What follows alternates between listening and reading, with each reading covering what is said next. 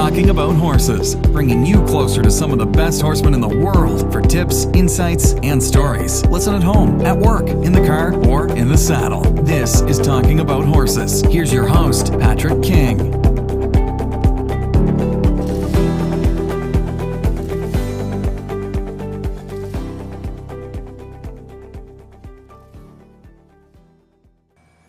Okay, hey there gang, Patrick King here, and I want to thank you for tuning in for episode number 29 of Talking About Horses. Today I'm pleased to be joined by Canadian horseman Jonathan Field. Jonathan's an acclaimed horseman and much sought after clinician for his amazing results with both horses and their owners, teaching people a program inspired by horses. Jonathan, thank you so much for joining me for this podcast. Patrick, great to be here, and thank you for having me on. Awesome. It's a privilege. You bet. So now we're chatting, and you're at home in Canada right now. Is that right? I am, yeah. Okay, so where exactly is home? So, just two places at the moment, and we're just moving, so it's a little confusing. So we have a place where I was close to where I was raised, in a place just out of Vancouver, and so we have a farm there, and then we also have a ranch just 2.5 hours away in a place called Merritt. So before the kids were really, really involved in school, when we could take them out more, because I've got an 11-year-old and a 9-year-old, and before we could take them out more, we spent, at least half the year up at the ranch. So it's a beautiful ranch. Cattle are there, all the horses are there, and everything's there. And we do horsemanship camps up there, but now we're spending a lot more time here. So it adds another layer of confusion because we were going to sell the place in Abbotsford. It's in Abbotsford, British Columbia, which is Western Canada, and like I said, close to Vancouver. And we're moving to Kamloops, which is a place a little further away than from our ranch. So we bought another ranch, and we're gonna move the whole family kind of more up in the interior, and they're going to go to school up there, and we bought a quarter section, or 160 acres up there, and it's a nice place. So kind of more where we want to be. Gotcha. Fantastic. So for anybody out there who's listening who maybe doesn't know who you are, can you give us a little bit about your bio? How did you grow up? When did horses become involved? Kind of the nitty-gritty there. Yeah, of course. I was lucky enough. I was born in a horse-loving family. My mom and my dad both rode horses to school in the prairies in the middle of Canada. And my mom was a dressage enthusiast, and my dad, he started colts and rode with a farrier and worked on some ranches and things like that. And that's kind of what brought them out west originally. And they actually worked on a ranch in Kamloops. That's where we're going to move for a few years. And I was my mom was really passionate about us, both my sister and I, becoming involved in horses, and we both loved them. And, I started as an English rider. My mom was, like I said, a dressage enthusiast, and she actually had something very in common with you because she's still a very passionate horse woman, and I believe it's the Valencias, is that correct, who you go see in Portugal? Yes, the Valença family, yes. Yeah, so she goes over there too now, and she's been going overseas to go see them and some others around there, and she's very fascinated with that whole thing that you're doing. Oh, that's awesome! That's fantastic. Very cool. Very cool. So you grew up riding English. Now we see photos of you in a cowboy hat all the time. When did that switch happen? Well, I got to say it was like English and Western. I was in 4-H, and we did, trail and Western classes and English classes, and I had a dressage coach and that kind of thing, and just, kind of really wide variety of stuff, and trail riding with friends. But my parents introduced me to some people in Merritt, British Columbia, where the James Creek Ranch is, and it's called the Colchana Ranch, and they met some people there, the Rose family. And they were on it's a big outfit ranch, several 100,000 acres. And, just with the cow camp and the cow calf operation. And when I was a young guy, about 14, I guess is maybe 13 when I first went there. And my folks were asked to come riding up there and hang out and maybe go to some brandings and things like that. And I was invited by a dear friend who ended up becoming just like family to me, a gentleman named Mike Rose, who's a family of the ranch and a manager of the ranch. And he invited me. He says, "Hey, young fella, do you want to come and hang out a little bit more?" And I was like, "Yeah, I want to ride with the Cowboys." And that was when the breeches were gone. Absolutely. And I went up in the summers when I was 14 onward, and then eventually, I guess I was about 15, I was able to convince my mom to let me get out of school because I was missing the good times of the year. You know, the fall gather, spring turnout. Oh, yeah. Either for a couple of days. Yeah, you don't want to miss that when you're 15 years old. So right. I would get on the Greyhound bus and pack up my stuff, and I'd go up and see Mike, and he would, guide me through the whole thing. And then when I got my own pickup at 16 years old, I could go up there and spend a lot more time. So, yeah, I really was grateful for that period of time, just putting in those, we worked 6 days a week, had a string of horses, and we're out there on a real working ranch, living in the cow camp with the cowboys and the horses and the dogs and a cook, and moving the herds of cattle around through the different range land, and those cowboys are out there still. That in a very, it still exists today, which people really should know that culture and the care for those animals and the way that they move through these massive open ranges, and the care that they have for those, the horses and the cattle and so forth and the dogs. It was just a really, really amazing start. Just thousands of hours on the back of the horse. Wow. Living the life for sure. And it's easy for us, like you said, it's important for people to understand that's still there. It's easy for us to forget about that because we've become so modernized. Yeah, we didn't have quads or helicopters and that kind of thing. It was, we were proud to trot to work and trot back home or walk back home. A lot of the cow bosses that were there tried to burn as little fuel in the trucks as they could and have us trot out in the mornings. And, early starts, you jingle the horses in, 3 o'clock, 3:30 in the morning sometimes. And horses eat before people eat, so you go down there and get them saddled up and put them in a tie stall and give them their grain and so forth, whatever they're going to get, maybe a bit of oats or something, and then we go up and have breakfast, and we're leaving the camp, which is up in the mountains. We're leaving the camp to go to the cattle way before sunrise, and sometimes the stars are up, sometimes it's raining or something like that, but you're out there trotting along with a bunch of cowboys, cowgirls, and dogs and border collies all excited to go out to work, and it was just such as a kid, I didn't want to do anything different. I didn't want to go for trips to Hawaii or, I just didn't. I wanted to be with those horses and I wanted to, have that experience. Right. Oh, that's fantastic. That would be the way to grow up, right? That's awesome. So now that's one of the reasons. Oh, I'm sorry? I was just going to say that's one of the reasons we're moving to this big ranch, to this new place. It's right in the middle of ranching country, and my boys can have that opportunity up there. So fantastic. We really want to provide that. It was so pivotal to my life, and that's why we want to move up there. That's great. And that's going to be fairly close to where you were originally then, yeah? Yeah, it's just an hour away, and all those ranches are kind of interconnected there, and I know a lot of those families and people, and so we have quite and our ranch, the ranch that's up there, the James Creek Ranch is there as well. It's within an hour and a half, so it's all kind of closer together to where we want to be. So, and it is a lifestyle. It really provides that. It's beautiful country. Yeah. Awesome. So then fast forwarding to from growing up, fast forwarding to life now as a clinician and a trainer going down the road, what happened in between there? What made you decide to go the clinician route? Well, it was, it's an interesting story. Like, I was on those, working at that ranch, and I was 19, and my family, my dad, after he was done with his, kind of the horse period of time, and my folks, they started up a water well drilling company. It was a small little drilling company at the time. Just he was a driller, and they hired a helper, and Mom kind of started looking after the books and so forth, and they had done that many years. For many years, and by the time I was 19, I said, I can hardly afford the insurance on my truck. Of course, I wasn't the top cowboy on the string, so I wasn't, cowboy wages are not very much as it is, but I certainly wasn't the top guy there at my age.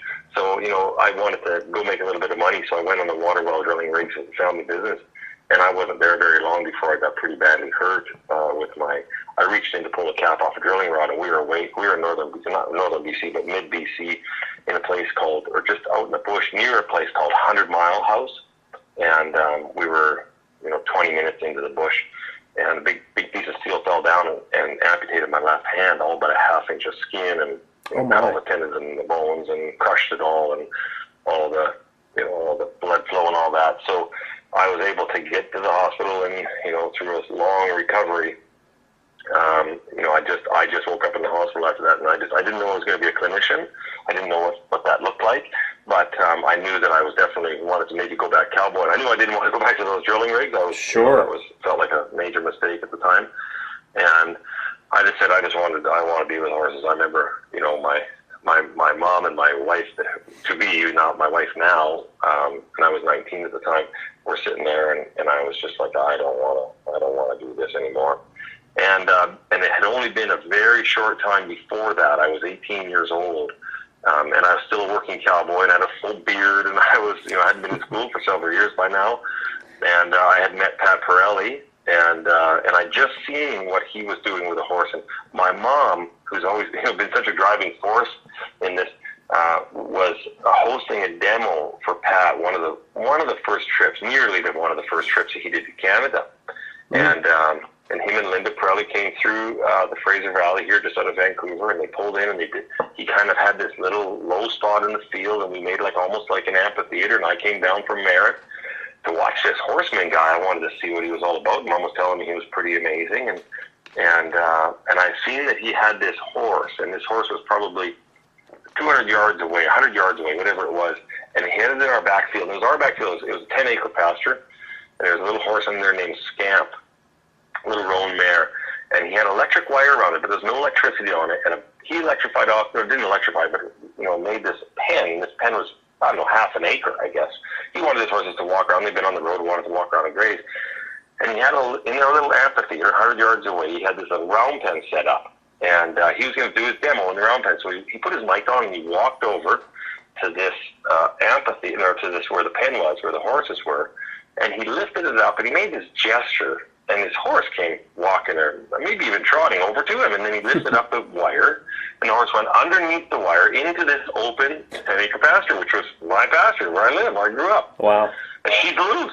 And I remember thinking to myself at the time, I had to rope my horse that morning to catch it, up in Merritt. And I was in a round pen with, 35-foot round pen with 15 head of horses in there.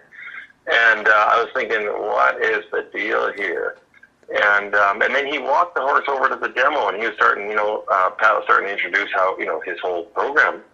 And I thought, whatever he knows, I need to know, because I've never seen that before. And then, because I was working cowboy at the time, and I was just trying to keep up with the learning curve of, not getting in trouble, staying out of the way, or doing the right thing, or, on the ranch, and they were extremely long days, 12, 14-hour days all the time, long days in the saddle. There was not really, and a lot of purpose. You had, the job was to move the cattle and look after the, the ranch. And I just couldn't, there's no way I could begin learning that. I was trying to keep up with my own curve of learning and survive the days. And, I didn't have an ounce of fat on me. I was just, it was long, long days. Yeah. So we got kind of, after that had happened, I got that introduction to Pat, and then it was, that was when I was 18 or something like that, and then 19 I got hurt, and then, I kind of, Pat, and I connected with him after, and it was a really unique connection to kind of have him come back through town, and he really went out of his way for me, and essentially offered me an apprenticeship, and what he did, and then I got some really special time with him and with many people who I met through him, and then, and then that kind of opened my eyes up to go back up to the ranching country and, see some of the horsemen and realize what I had learned from some of those great horsemen up there that I got to ride with. And a lot of them are horsemen and cattlemen. You'd never know their name, you'd never meet them, but they are, they develop bridle horses, and they start colts, and they know how to handle cattle. And I started to realize all the lessons those guys were trying to teach me. And then of course, when I went back to ride with them over the next many years after that, I could actually see what was happening. I had my eyes open to what it is to start to understand this thing called feel. And before I didn't, even though I'd won ribbons and jumps and did all that kind of thing, I was a rider, but I wasn't knowing what it was to strive to become a horseman. So. Gotcha. So you talk about that word feel. How would you describe that? How much time do we have? I don't. It's such a.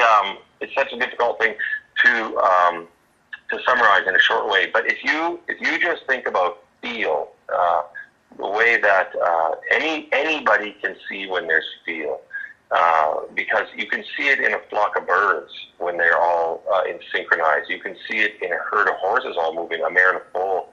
You can see it in a school of fish or two great dancers, an orchestra, how they have feel for one another. And when there's a lack of feel and somebody's off time or out of tune or a little faster or a little slower, it's obvious. But when something is really synchronized and there's a harmony to it, so it's in feel. And there's with a horse in particular, there's a softness and acceptance and a willingness that comes through it, like an acceptance, like there's, like it's a person and a horse together, but it's almost like there's two horses together, where there's not this predator and the prey animal, a human and a horse, and the human kind of drill sergeanting around, or mind-numbingly over-exercising the horse, maybe with circles or with whatever, to where there's a loss, a heavy hooves hitting the ground, and the sour look in the eye, and the posture goes away, and they lose feel. So it's easy to see when there's no feel, but it doesn't make it easy to attain feel, of course. Gotcha. So it's kind of like, you mentioned an orchestra. That'd be kind of like a professional guitarist picking up a guitar, and then me picking up a guitar. You can see where there's feel, and you can see where there's not. Yeah, one of my mentors that I was so privileged to get to know was a gentleman named Ronnie Willis, and he was introduced to me by Pat Pirelli. And Ronnie said, sometimes it's hard to tell. It's hard for a feller to tell where the horse stops and the human begins. And I think that's like what you described with a guitar. A really great guitarist, Eric Clapton type or something like that. They become one with it, and you can see them. And that's the same thing that I think that the great horsemen, when you see these great relationships they have with a horse, they talk about the relationship with the horse. They talk about that horse and who that horse is. And, like I like to go out and I like to introduce my horses. Here's Hal, here's Quincy. Most of the people that, know what I do, they know my horses, because each one of them are different. And, when last weekend in California, I had some thoroughbreds, an older 11-year-old, a 13-year-old broodmare that had 4 babies and been on the track and been a riding horse a bit, but, pretty worried. And then I had a 3-year-old filly that was pretty worried for, that couldn't make it on the track because she had a wreck in the gate. So I took them both to the horse. I didn't take them, but they brought them to the horse expo and said, would you like to handle them?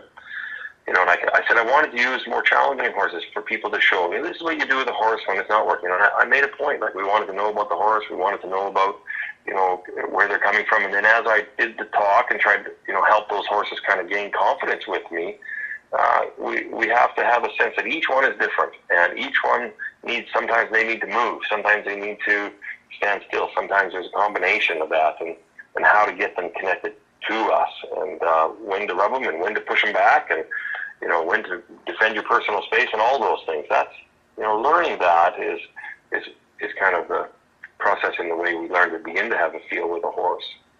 Yeah, that makes a lot of sense. And it's great that you bring that up, because when we announced that we were doing this broadcast together, I had several people message me, and they mentioned specifically how you introduce your horses at your demos and at the expos and that sort of thing, and how much they love that, because it gives them a sense of, who everyone is out there in the arena.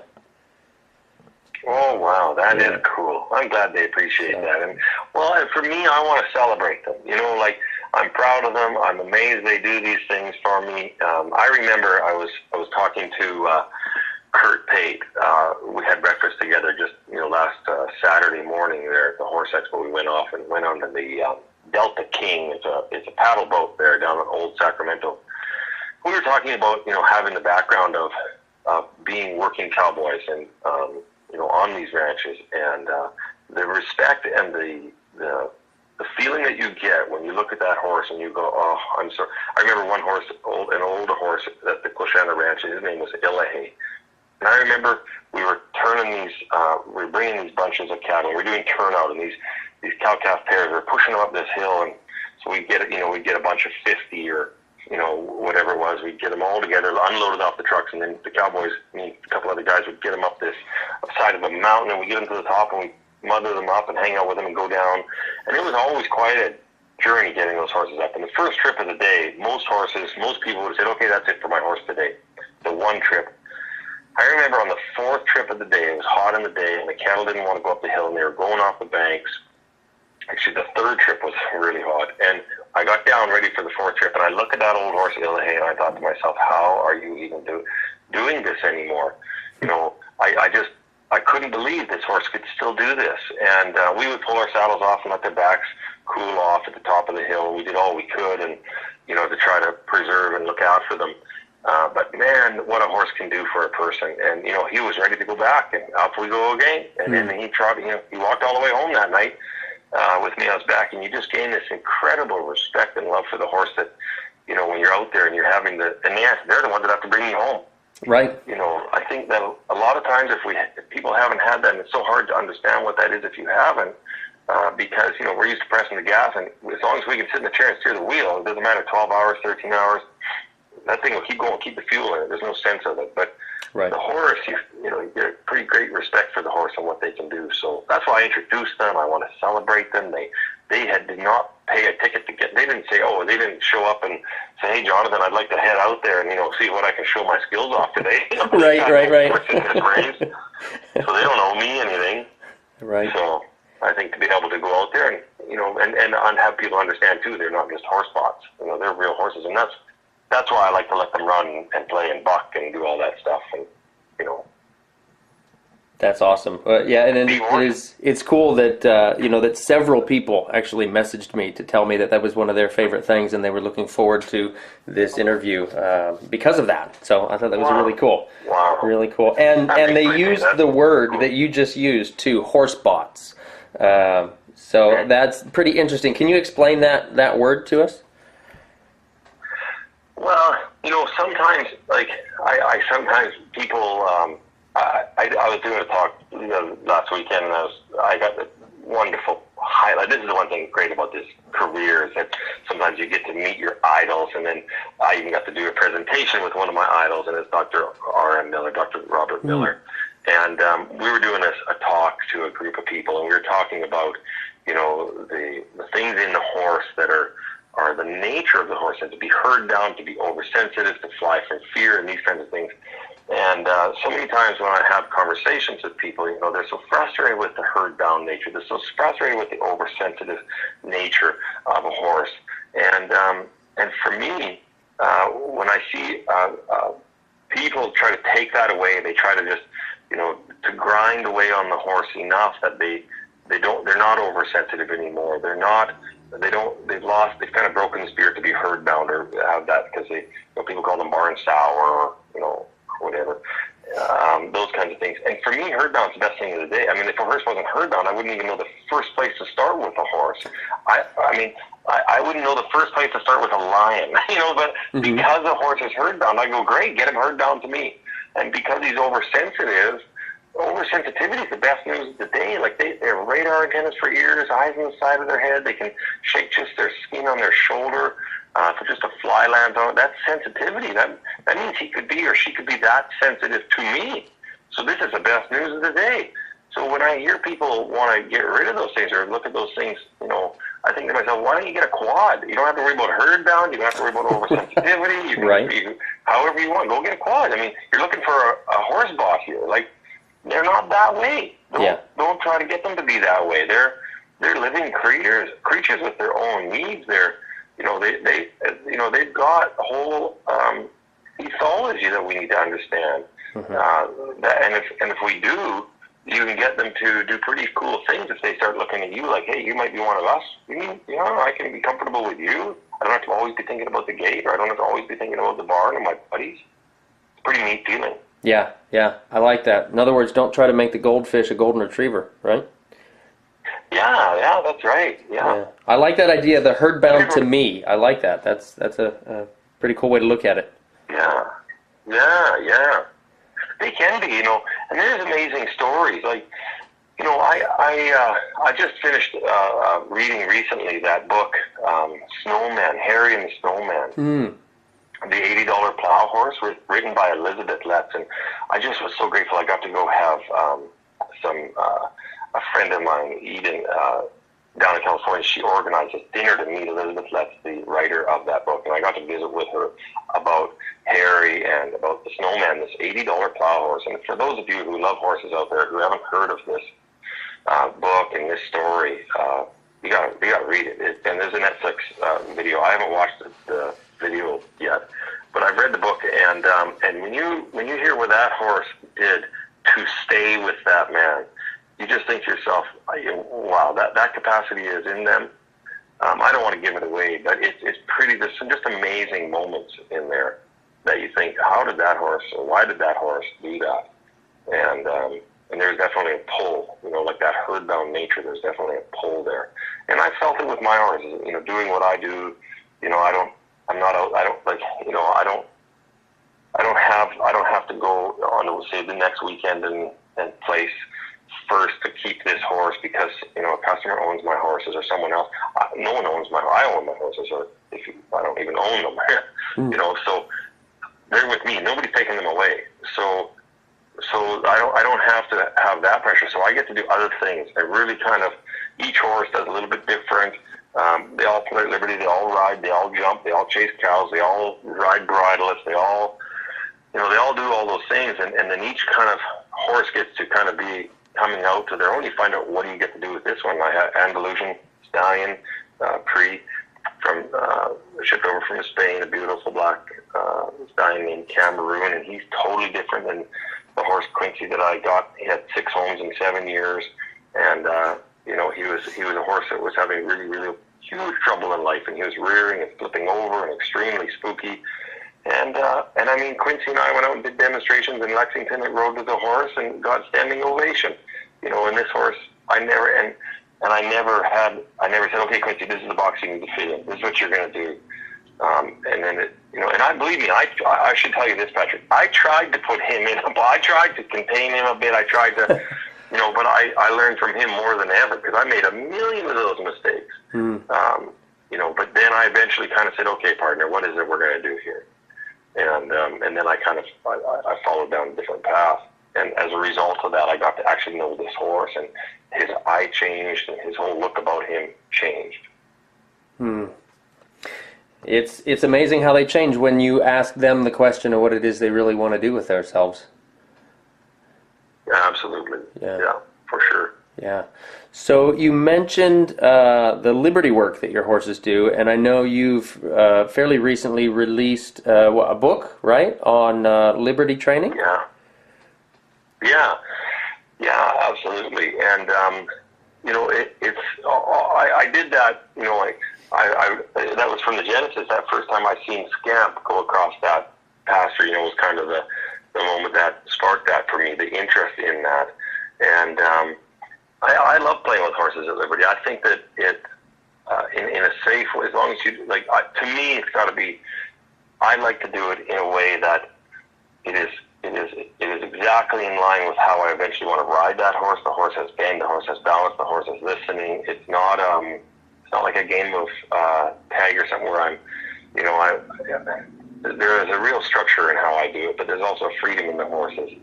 So I want them to, have correct movement in their body and bend and so forth, but also have the ability to leave and even send them away. Because I think it kind of opens up a door to the horse. One of the horses that I got, was Quint did it with all of them, but was a horse. That horse I told you about earlier, named Cam.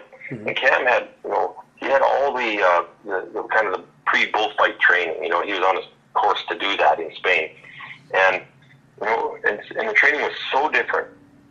And he had such a different life before I got him. I got him as, I think, a 7 or 8 year old and stallion, and he lived in a box stall for a long time, and didn't have any buddies, and that kind of thing. So when I got him and I rode him, I felt like I could. And even when I played with him online, I mean, he had this Seretta on him before I got him, so the whole thing was just a totally different situation than I was going to go with him. And I couldn't. Every time I would do anything with him, it felt like he was never opening up to what I was doing. So Liberty was a way for me to kind of establish an entire other language with him, and meet this horse. And I didn't ride him for months. I wanted to ride him, but every time I did, it just felt like it wasn't what I was wanting. Like there was all this access here, but I couldn't get it with what I was doing with him. I'm sure the people that rode him before me rode him beautifully. I never seen them ride him. And actually, I did see one 5-minute section, but that's all I ever seen. And anyway, so this opened up a door. It opened up a door for me with him to then get on his back and have this other relationship. And in the beginning of it, it was really, really fun because it taught me to be more sensitive to the horse. It taught me to notice the subtleties, and that's why I ultimately ended up writing a book about it and teaching it. And we start online, and then we slowly progress so that when the horses are finally loose, in reality, you don't even need to turn them loose to know that it's working. They could still be on the line. So it starts out very much on the lead rope, and then teaches them where to be and what to do, and teaches the people to do that. And then, of course, in my book, I talk about my story and the why and all of that even more, obviously. Mm-hmm, mm-hmm.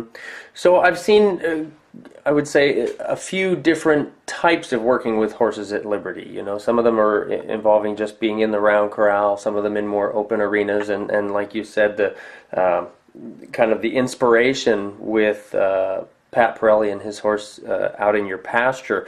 What does it mean to you then to work with a horse at Liberty? Well, I really focus on playing with a horse at Liberty, so let's change that one little term. Okay. Mm-hmm. It's just that context of play is that, but for me, play is not always like running the beach and, burning incense kind of deal, like, we both, it's kind of, this is pretty, it's kind of serious play, like there's kind of rules and boundaries, of course, because you start turning horses loose, they can kick you easily or run you over, something like that. Mm-hmm. So it's play, but it's also, it's a type of thing where you allow that horse to have some freedom, and they can get out there and express their energy, and they don't contain it up. It's almost like it kind of blows the cobwebs out, so to speak, when they can get out and move around like that. So that's one of the main reasons that I do that. I'll take them out, and even if they, it could be an older horse, like now Quincy's 20-some years old, mid-20s, and I bring him out and I just kind of turn him loose, and he gets to go around the whole arena and just trot around. He's not on a lead rope and nothing, maybe in a round pen or a big arena. And it kind of lets him, he starts to walk and he looks around, he sniffs around. Next thing you know, he's kind of guys push him up into the trot and then get him cantering around there, moving. And it wakes him up, and then he starts getting more tuned, and he starts looking at me and like, okay, we got the saddle over here, Quint, let's get ready to go. And it might only be 10 minutes of that, but it allows the horse, it allows me that time for him to go, hey, when are we going to start doing something? Rather than the moment I bring him out, I've got a whole legal, but I go, this is what we're doing today, Quincy, this is how it's going to go down, this is what you're going to do. Oh, you got to stand here, don't stand there, you got to do that, Mm-hmm. They never get to say, like I first started Liberty, I didn't want my horse to break free. So I remember, I remember the real moment where it started happening. I remember I was asked to do a demonstration, and it was in a big arena, and lots of people, and I just didn't want my horse to run away and not come back. I thought, how horrible would that be, So, because I'd actually seen that happen before. Sure. So I was like, I don't want to be that guy, And so I got my horse to Hal. It was a horse named Hal, who's on the he's on the cover of my book with Quincy and a couple others, and Hal was there, and I had Hal listening, and I practiced. And I did bridleless riding as well, so no saddle, no bridle. You're on the ground, you're on the back, whatever. Anyway, so I'm practicing, and I never let him leave. And you know what happened, Patrick, was next thing you know, I did the demo, and everything was good, and everybody's happy and whatever. But I went back and I watched it, and I could see in Hal, his ears were, sometimes a horse's ears go back, right? And a horse's ears go back because they're listening sometimes. Mm-hmm. Sometimes they go back because they're driving you. They're kind of like, they're like kind of like turning into aggression, right? Mm-hmm. And other times they go back because they're tight, too tense. The horse is like, and I call that like connection tension. They're kind of like, kind of a thing. And I looked at the video and I noticed it just looked like Hal's ears were not back just listening. And he certainly wasn't driving, but he had like a sourness about him for a bunch of times. And I was just like, what am I doing? And so I said, no, I can't do it like that. I'm going to send them away. And I remember when I did, I I sent him away, and he bucked and he ran, and he bucked and ran like he had this incredible pent-up tension. And I thought, where did all that come from? Because he was just circling around me a second ago. And I thought, that horse has that much tension, and he's obeying me that much to stay.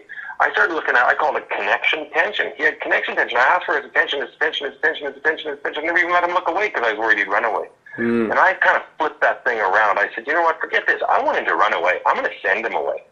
I want him to go out there and run, and now he can go run, and that's one of the things that I do in my demonstrations all the time now, is I send them out to gallop. Here are a bunch of horses, guys.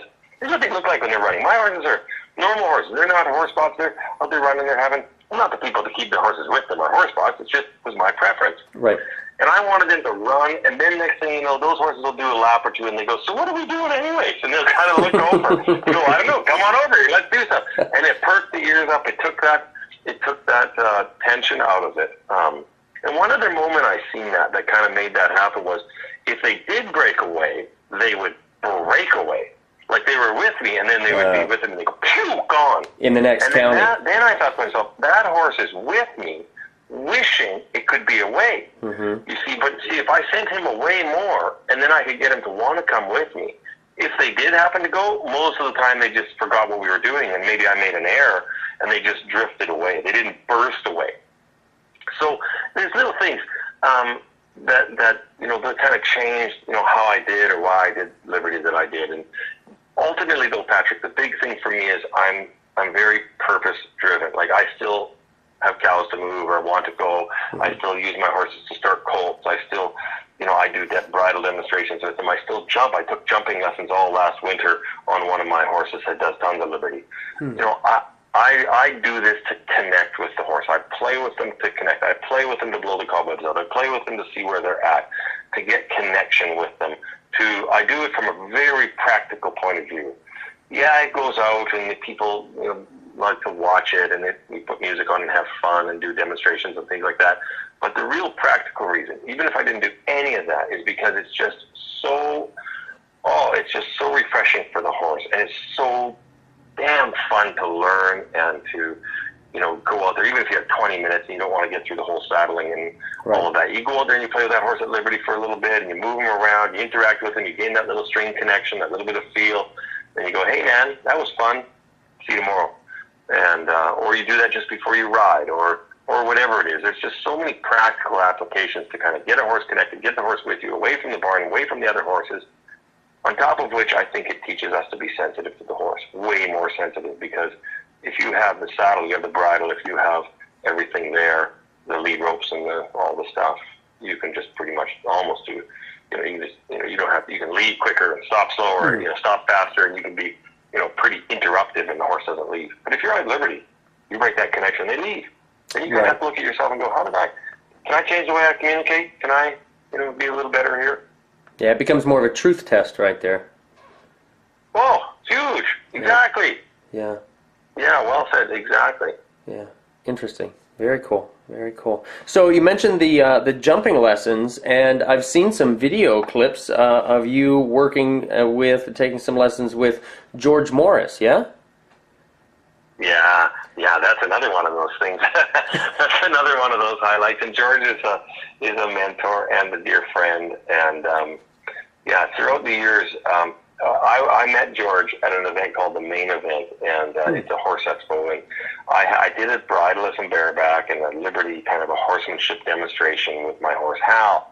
And at the end of it, I jumped over these barrels, no saddle or bridle. We had the upright barrels, and I think I only had one or two barrels standing upright. And Hal cantered up there and jumped over these jumps. And George happened to catch that, and he said, and he goes, I'd like to talk to you. I said, oh, right on. He goes, I really love the demo, and I'm getting ready for, all of this pump up, and he did like the demo, but he goes, hey, listen, I seen you jump the jump, and I go, oh, yeah, thank you. He goes, if you ever want to learn to jump, come down to Florida, and I'll teach you how to jump. I said, absolutely. And anyway, so and I obviously had tons to learn about it, but so he invited me that year, and I didn't want to say, hey, man, I'll see you on Thursday, it was one of those handshake deals. I met him for the first time, and so I said, oh, I'd love to do that. Thank you, sir, for the offer kind of thing. And, anyway, so I did the demonstration the next year, and he was there the next year, and he came up to me at the end of the game. He said, listen, Jonathan, I'd love to,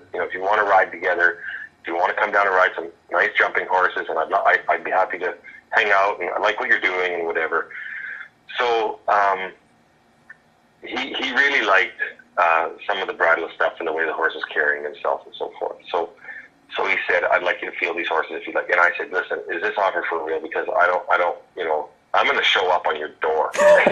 Right. And I went down and I spent 5 days with him traveling around. We did lessons on these amazing horses where the property was owned by some, American royalty kind of thing. And in Wellington, Florida, in February, went to the big shows and met all these horses and people. And anyways, took lessons from him daily, and then did that for a year or two. And then eventually was asked by him to help this lady, one of his dear friends with his horse that had been had an injury, and it had to be hand walked. But the horse, it was kind of a difficult barn. The stall was nice, but the cobblestone alleyway and getting out to where the horse could be walked, and the horse was really, it was a Saint Francais, it was really, obviously well bred, and he had to be stall rest for so long. They had to slowly hand walk him, but he was so energized they couldn't get him really out without worrying about a wreck. So because he would spin around, and the two grooms couldn't kind of keep him under control. So they asked me, would you come over here and whisper out, blow some incense, whatever it is you do, blow some incense. Yeah, whatever you do, and help this horse. And George said, well, I happened to be at this cafe with George at the time, and George said, you want to go back there and help that horse? I said, yeah. And so he sat in the golf court and watched me, and I was able to, in half an hour, I was walking the horse all around the property, dead quiet, and the lady was too. And George was so excited and kind of enthralled with what I did. He said, if you ever want to do any more together and that kind of thing. And so we ended up making it a really one-of-a-kind DVD series together. And it's a combination DVD series where I teach my stuff in the beginning, and then he teaches his. And we called it jumping, but I'm telling you, I shouldn't have called it jumping. I should have just called it horsemanship, equitation, jumping, dressage for jumping, that kind of thing, because it really ties together what I do in the ground with what I do in the beginning, with obstacles and, when it's first rides and that kind of thing. And then we just got the most amazingly documented version of George's story. Like all those lessons, Patrick, I would go and watch him, and I could pretty much pick up George's program. I'd watched him for enough years, watched enough of his videos, read his books, but I just said, George, I always pick up, like he has a system.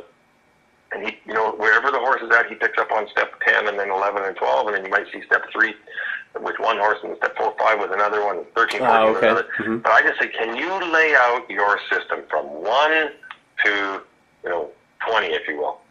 I just want to video it all, and we did, and we developed this amazing video series together. So it kind of grew to that. And then he actually came to an event I produced called Jonathan Field and Friends, and we had George Morris and Craig Johnson, who you interviewed. I love that interview. Okay, yeah.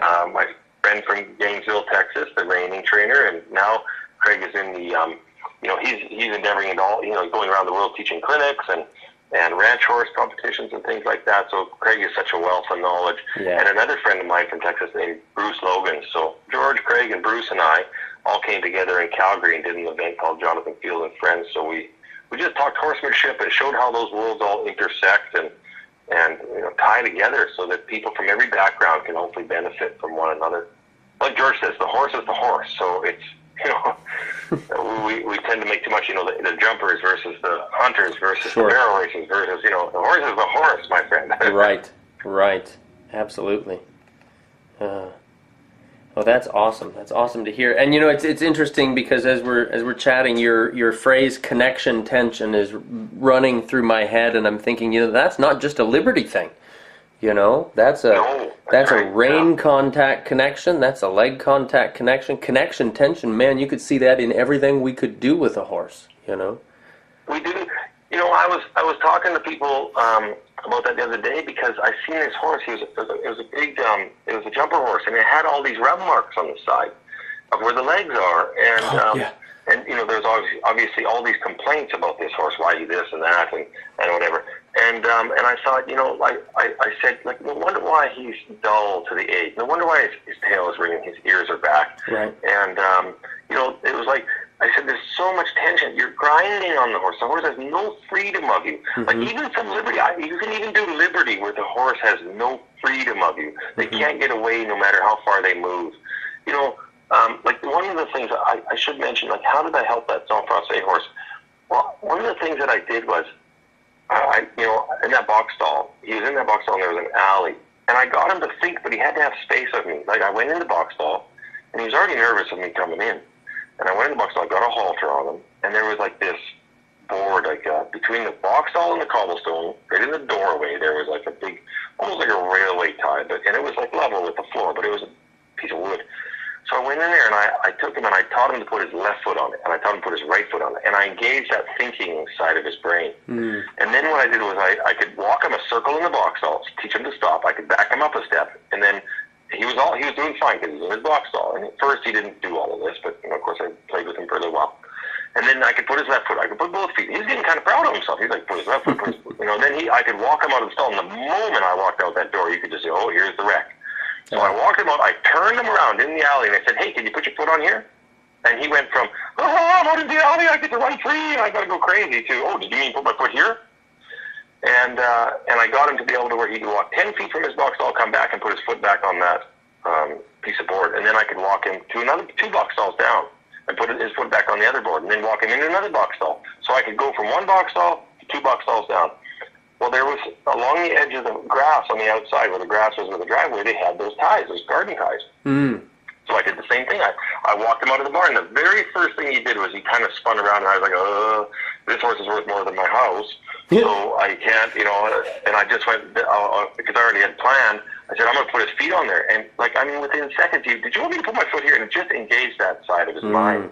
And when he was thinking, I guess this is the point I'm trying to make, is that when he was thinking, I didn't interrupt him with a bunch of cues. I didn't grind and pull and tug on his face. Remember, I'm on the ground. I'm in hand. And then I could go back in the barn to the first box stall, back to the second box stall, back to the outside. And by the time I did about 4 trips like that, I could walk him all over the property. It was about a half an hour.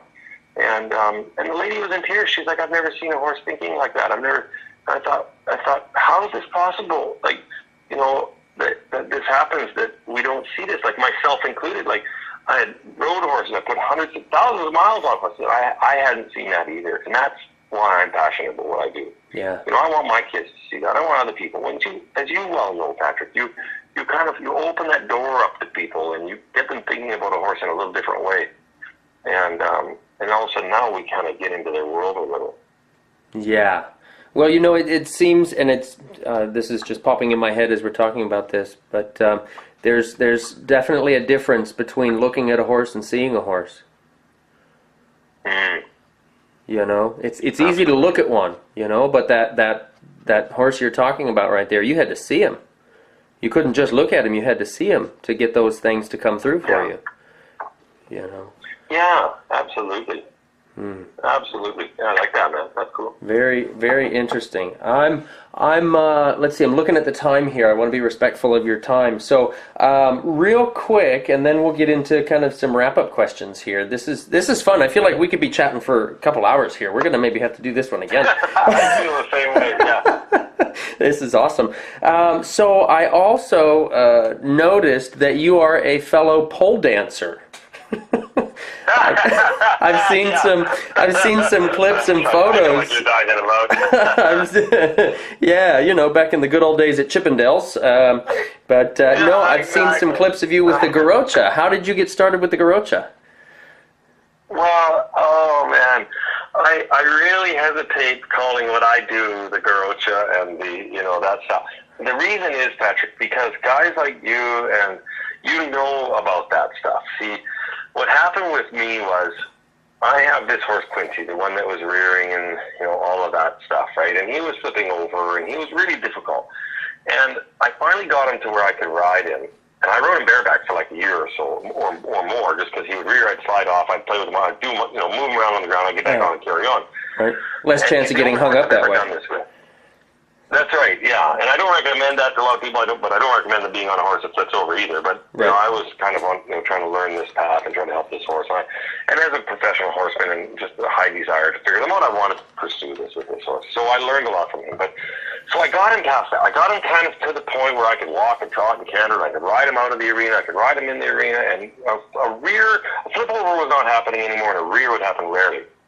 But this horse, he always had the feeling, like every time you pick up on the reins, or every time you go catch him, or every time, like I remember when I first met Quincy, he'd be eating his food, you'd walk down the barn alley, and he could see you coming. He would stop eating about 20 feet before you got there. He would watch you go by, and as long as he knew you were going to continue, he'd go back eating again. He just had a real bad feeling about people.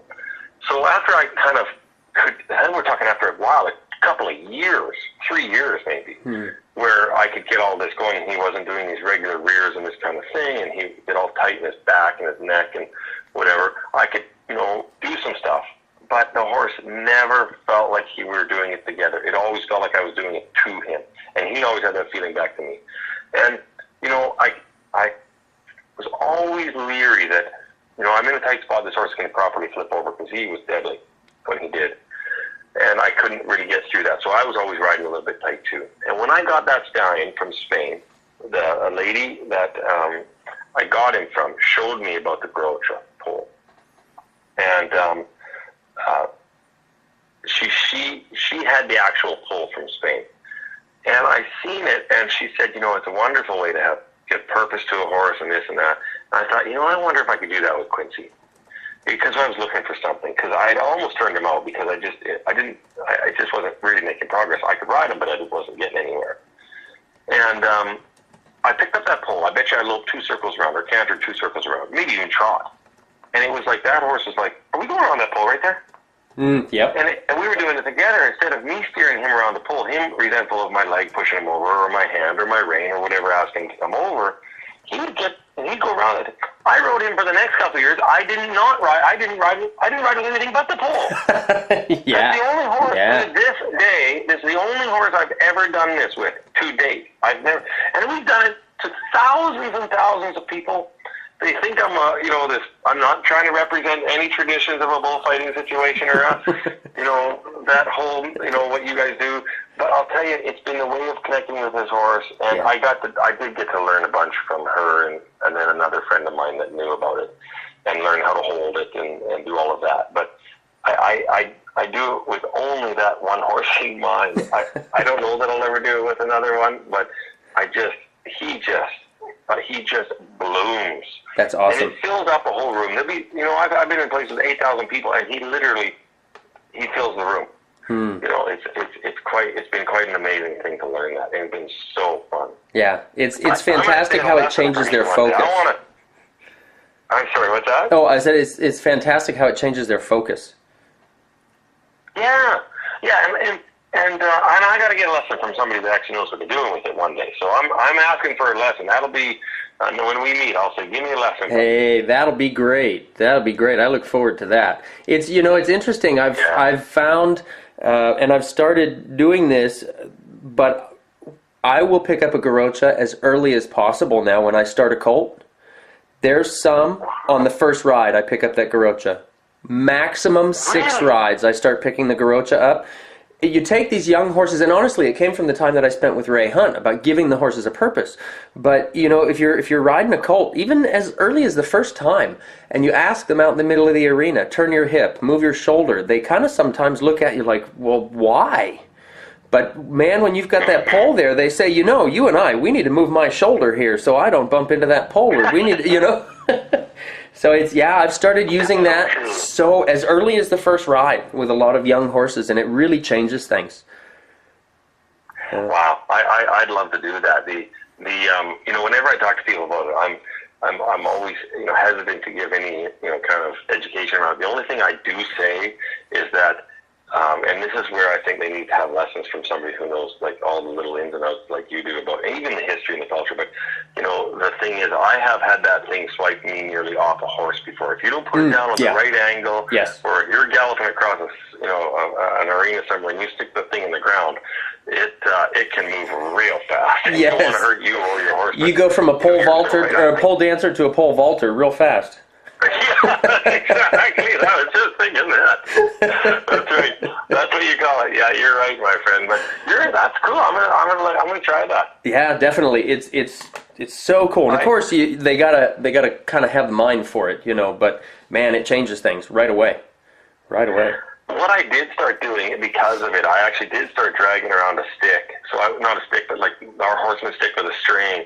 And I would start dragging that around, and that would simulate the pull. And I did do a lot of that with other horses. Yeah. You know, I just found it to be so valuable. Like you say, purpose. Yep. Well, and you know, I found if you can, you know, I do a little exercise I call pinwheeling, where you're rotating the pole as you're riding the horse. And I found, you know, little things like that. If you can ride with the garrocha, you can rope off of them. You can drag something off of them, and you never run the risk of getting tangled in the rope, right? You just drop the pole. Yeah. So I find it to be a little, good point. I hesitate to say safer, because if you're doing it right, it's all safe enough. But I find there's less risk. Well, you're riding with a giant skewer, so I don't know if I should say there's less risk. But, you know, I found it's a really good introduction. Maybe that's how I should say that. Yeah, well, and I've seen before where somebody kind of starts to drag something with a lariat rope of some kind, and then the horse spins around and gets it around the back tail, then clamps the tail, and then goes for a run. Exactly. And that rope is stuck underneath the tail. That can get, you know, business can pick up pretty fast. Absolutely, yeah. And I can't say that it would never happen with a garrocha, but I've never witnessed it happening with a garrocha. Yeah, Yeah, cool. Yeah. Well, Jonathan, thank you. I want to be super respectful of your time here, so I've got a couple wrap-up questions here. We're going to go into like speed round for wrap-up, if you're cool for that. So you got it, buddy. Okay. I'm fine for the next few minutes here. Okay, cool, perfect. So, if there was one specific thing that you would recommend for riders to focus on as a primary means of improving their horsemanship, what would that be? Oh boy, that's a tough one, buddy. One specific thing. For riders to improve their horsemanship, you know, I think the study of who the horse is, like what does it mean to be a prey animal, and what type of prey animal are they, and what does it mean to be a predator? Because we are in the predator category.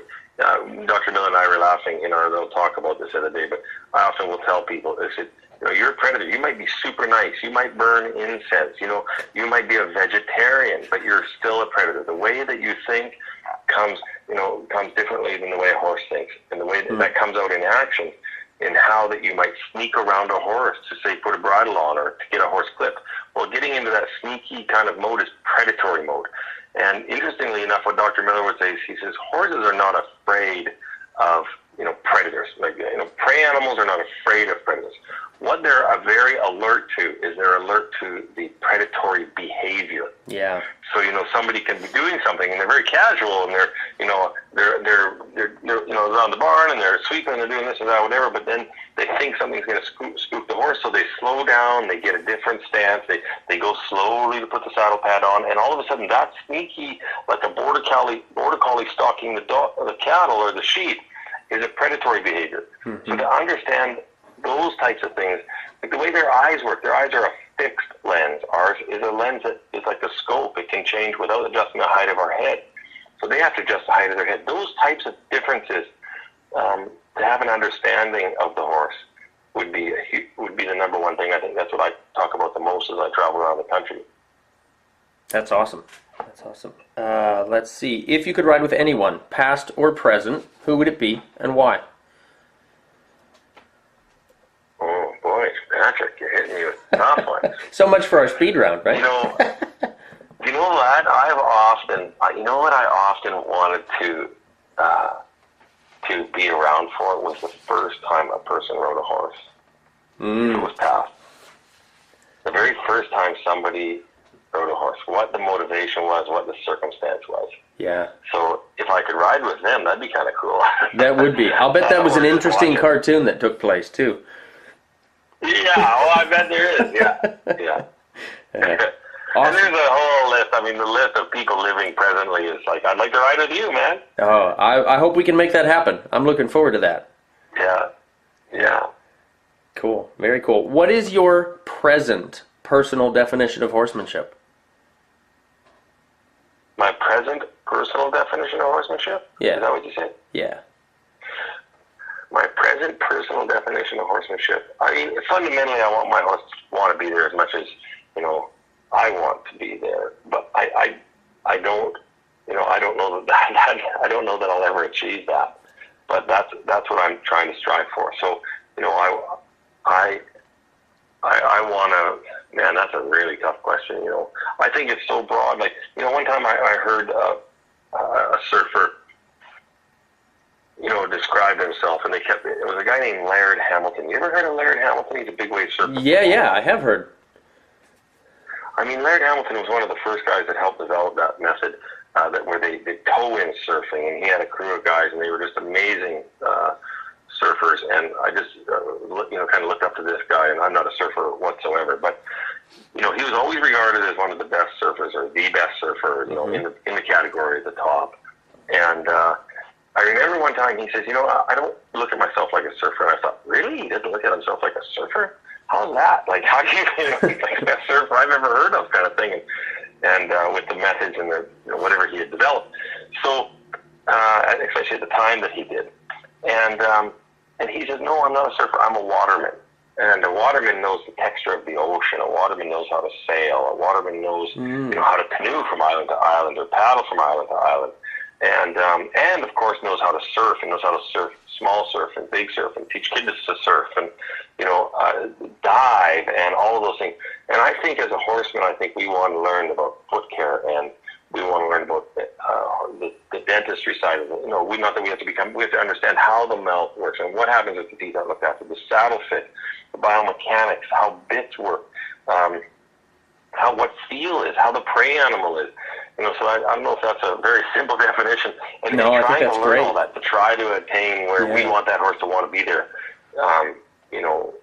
But I know that's unrealistic, the part about them wanting to be there. I know if we open up all the gates, that gets more real all of a sudden, because the gates are still closed on my ranch. No, right. If the gates were open, then it might be different if Hal and Quincy stuck around. But they do have, 30 acres, so they're doing okay. Maybe they'll come back. Right. But I think to strive for that, because I see a lot of times in the horse world where in fact, that if you were that horse, there's no way you'd want to be living under those circumstances. So to continually strive to be better and understand, take a walk in a horse's horseshoes, like get where they're coming from, and try to adapt to that. And then, of course, with what I do, with what I want to do, I'm purpose driven. I want to be able to go do all those. Like, people often ask me about different methodology and things like this, and I say, well, hey, that's great. As long as it gets me to be able to ride on them, rope on them, chase cows on them, jump them, start coats on them, teach off their back, and gallop down a side hill if I need to chase a herd of horses, whatever. If I can do all those things, then I'm happy to use that technique. But so that's kind of where my focus is. I like that. Much more broad spectrum, but that's super important. Like you said, all those little pieces, all those facets. So I like that. Great. Okay, this one should be easier. So what book are you currently reading, or what was the last book that you read? Well, I just finished Snowman, and that's why I'm talking about it so much. I finished that one, and that was. I've got the next one in her installment called The Perfect Horse. I haven't started it yet, but that's the next one. And so I was late to the party with the Snowman book, though, because it seems like everybody has read that. I haven't read it yet either. So you have? Okay, good. You got to get that one. But I will tell you, Patrick, the last one I read, which I didn't read it, but I just finished it. And because I was on the road at so many miles traveling and driving, I didn't have the time to read.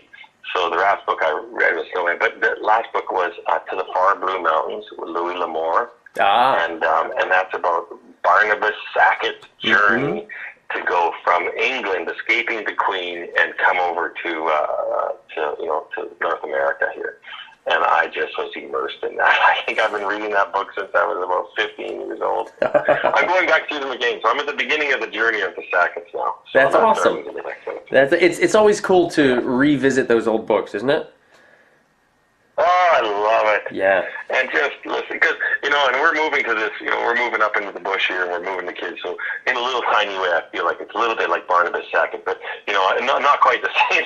I'm not, there's no pirates on the ocean. Right. There's actual, there's Walmart, and there's a few other little amenities, but, in a little way, I'm following down his path. That's awesome. I love that. Yeah. Cool. All right. So how can folks find you? They can go to my website, jonathanfieldhorsemanship.net, and I hope they go there and they can see some videos, and they can email our office if they have questions or something like that. But I really appreciate being invited onto this, Patrick, and really it was a lot of fun, and I hope we get to catch up again sometime. Thank you. Likewise. So one little last question, and this one gets to be flipped around. So when I do these broadcasts, most of the ones that I do myself, I ask a question of the day at the end, and that's for the audience watching. We ask them a question, they get to answer the question for us, and anytime I have a guest on with me, the guest gets to ask our audience the question of the day.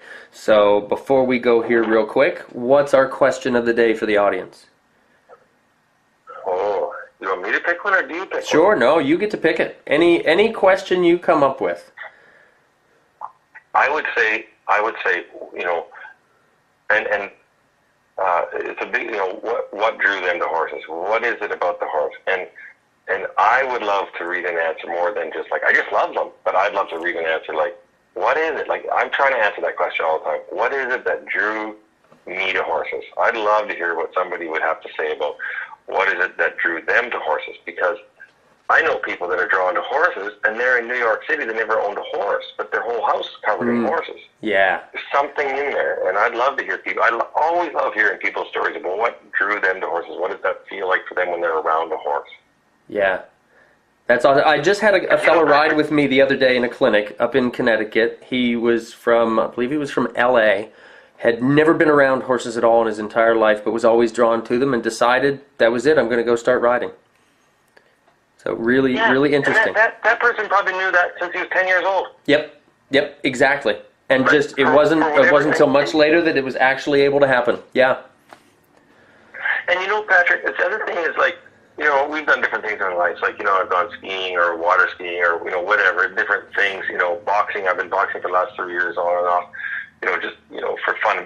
But those things they can kind of come and go in our lives. And I'll bet you I will never hear from you going, oh yeah, I did the horse thing. It was a phase, and now I'm windsurfing. The right. People that have horses, that have that in them, like that person you mentioned, it's been in there forever. It's not a phase. Right. It's not like this thing. It's just something like my mom, for example. It's not a phase. Right. She's a horse girl through and through. She's studying. She's after it. It's not a phase. This won't be over anytime soon for her. Right. It's her life. And, I'd love to hear that answer from people. What is it that drew them to horses? Or, what does that feel like when they're around a horse? I think that's great. That's a good question. I think that's perfect. So, gang, you've heard it. Those of you listening live and those of you that are going to listen in the follow-up, what drew you to horses? That's our question of the day here from Jonathan Field. And Jonathan, thank you so much again for joining me for this. This has been so much fun, and I'm going to try my best to twist your arm so that we get a session 2 on this, because there's a lot more I think we could talk about. Love to. That's awesome. Love to, my friend, and thank you for the privilege, and just best to everybody out there, and it was just a lot of fun. I would definitely look forward to next time. Likewise. Thank you, and I can't wait to get the chance to ride together. Yes, I'll take a lesson from you. Oh, there we go. Well, we'll make a swap on that. How's that sound? You got it. Perfect. Thank you so much. Have a great rest of your day, my friend. You bet. Thanks, brother. Bye. You bet. Thank you. Gang, I want to thank you for tuning in for episode number 29 of Talking About Horses. I really appreciate you giving Jonathan and I your ear. Please remember that if you've missed any of it, you can access the full broadcast through Facebook, YouTube, iTunes, or by streaming directly from our website by accessing the Talking About Horses page from the Education drop-down menu. Through whatever platform you're listening, please be sure to give us a rating, a comment, a review, and a share with your friends. Your word of mouth is the fuel for this fire. Thanks so much, gang. Thank you so much for listening to this episode of Talking About Horses with Patrick King. If you enjoyed today's show, please leave a review and subscribe. For more great content and to stay up to date, visit pkhorsemanship.com. We'll catch you next time.